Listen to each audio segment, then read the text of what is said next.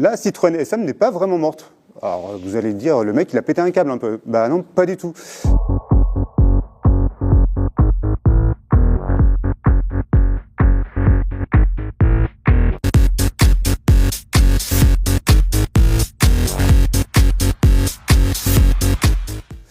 On a la chance et le privilège d'être aujourd'hui dans l'antre de DS Automobile pour découvrir cette SM Tribute. Et c'est pas n'importe qui va nous la présenter, c'est juste son papa, Thierry Métros. Bonjour Thierry. Bonjour, enchanté. Merci de nous accueillir. Et moi j'ai une question tout de suite qui me taraude et que je voudrais vous poser, c'est pourquoi avoir sorti ce petit bijou en concept car alors que ça fait juste depuis 2020 que vous nous sortez des sketchs, et cette fois-ci, on l'a en taille réelle. Dites-moi en plus là-dessus. Très justement, effectivement, on a commencé à réfléchir, à faire revivre la SM, à en faire une réinterprétation depuis 2020.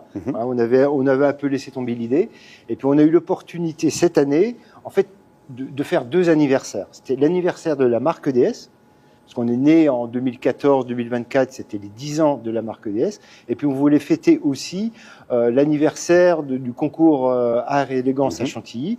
Voilà, ça fait 10 ans qu'on est partenaire. Chaque année, on a toujours été présent. Donc on s'est dit, voilà, on a 2 belles opportunités de célébrer la SM. Et on a décidé, en fait, fin 2023, ça fait très vite, de réaliser ce prototype de la SM Tribute. Ok. Moi, alors... Franchement, la chose la plus marquante, c'est évidemment son style.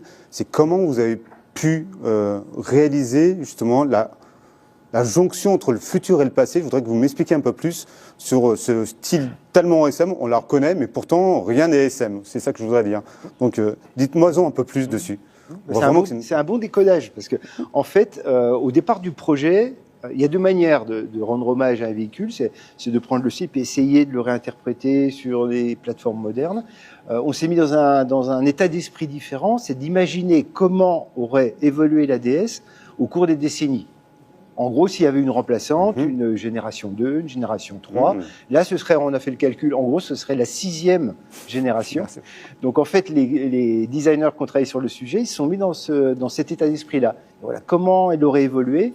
C'est pour ça qu'elle est à la fois, elle reprend des codes de la SM d'origine, j'y reviendrai peut-être après, mais en même temps, elle est extrêmement moderne, très contemporaine, et elle utilise des technologies d'aujourd'hui. Donc c'est un peu cette évolution qu'elle aurait pu avoir. Alors je ne sais pas si on a vu juste ou pas. Bon, voilà. En tout cas, chez nous, ça fait vraiment beaucoup de clics. Oui. Donc, clairement, oui, c'est pour ça qu'on est là, c'est pas pour rien. Hein. C'est pour ça qu'on vous a un petit peu embêté, qu'on voulait absolument l'avoir en vrai.